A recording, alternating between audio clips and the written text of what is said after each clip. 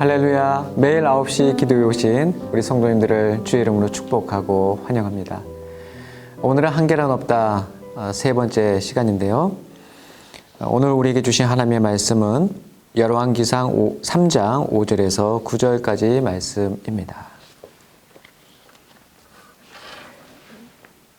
기브온에서 밤에 여호와께서 솔로몬의 꿈에 나타나시니라.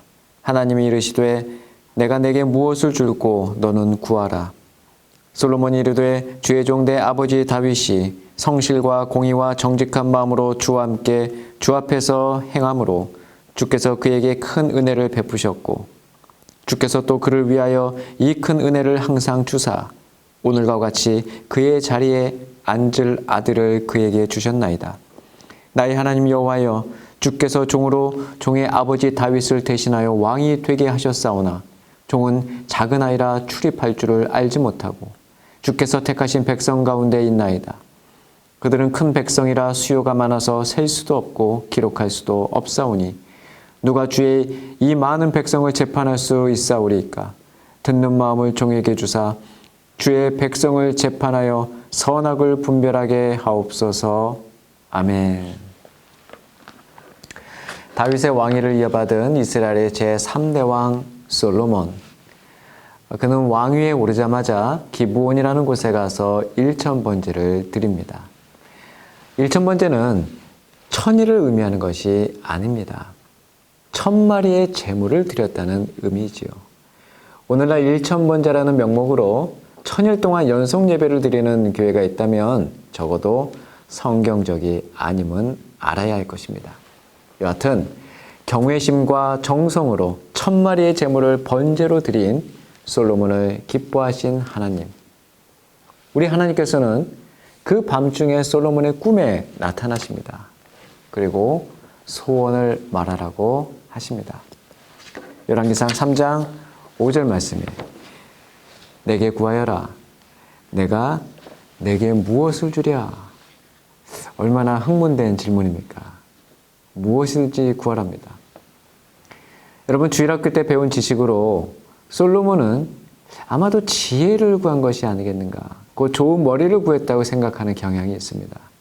솔로몬은 단순히 IQ나 지적 능력, 어떤 이해력이나 암기력이나 응용력이나 이런 것과 관련된 지혜를 구한 것이 아니었습니다.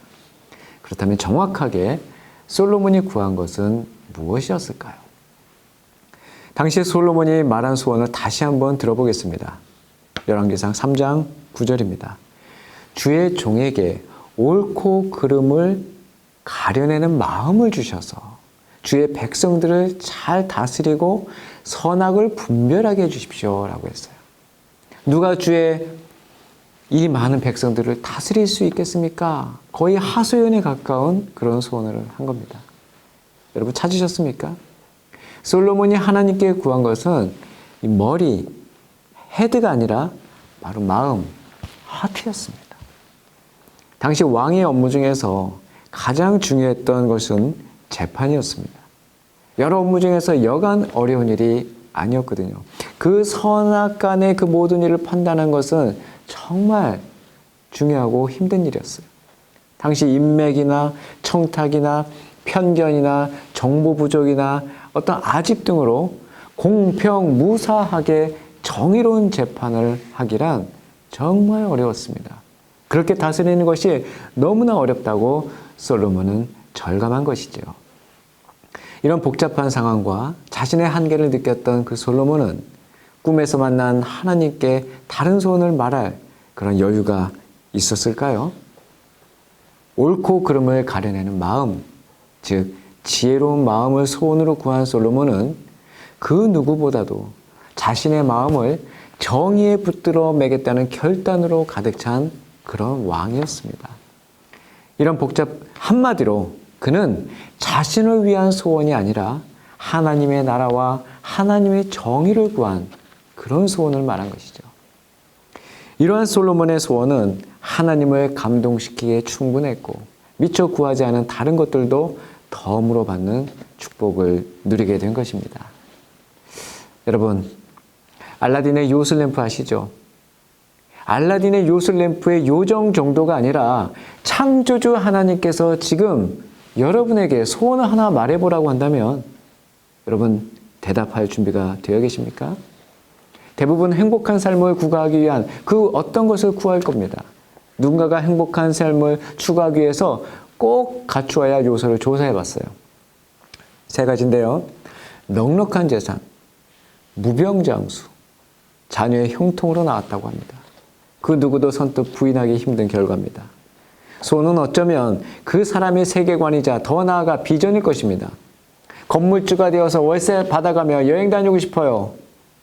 진로 희망란에 어떤 학생이 이렇게 쓴 거예요. 불로초를 찾았던 진시황의 욕망이 현대인의 무병장수 예찬론으로 끊임없이 재생산되고 있습니다.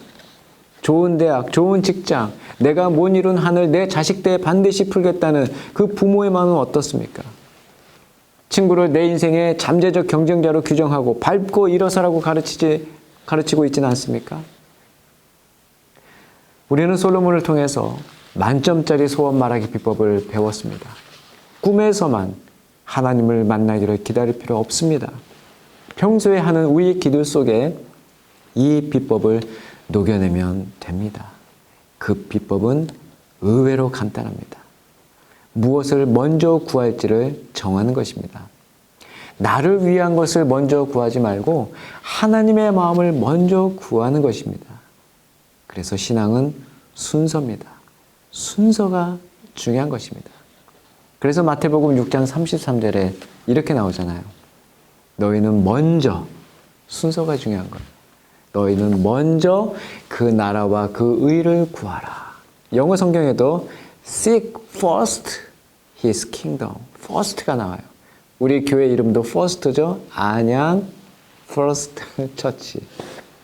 그러면 이 모든 것도 너희에게 더해 주실 것이다. 아멘. 기도는 소원 자판기 앞에서 내가 필요한 것을 달라고 작정하고 떼쓰는 게 아닙니다. 기도는 하나님의 마음을 구하는 겁니다.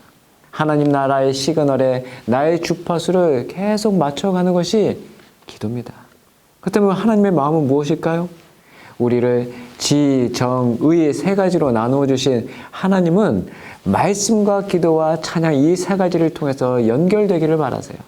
말씀을 읽고 깨달아가는 이 지혜의 영역, 하나님의 마음을 함께 품어가는 이 정의 영역, 그리고 어떤 상황 속에서도 감사와 찬양을 드리기로 결정한 우리의 이 의지적 영역을 통해서 말입니다.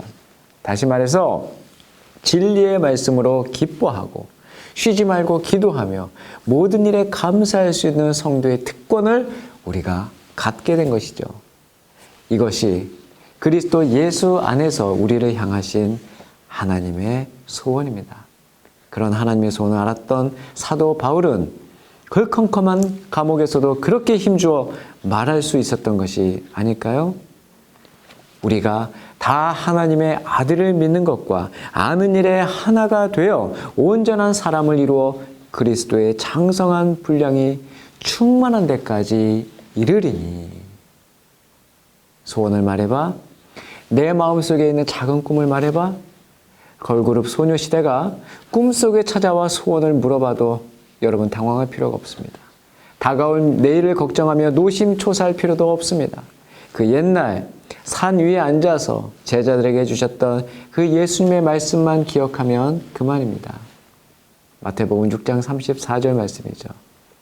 이건 영어로 말씀드릴게요. Don't worry about tomorrow. 내일 일을 걱정하지 말라. 우리 함께 말씀에 의지해서 함께 기도하겠습니다.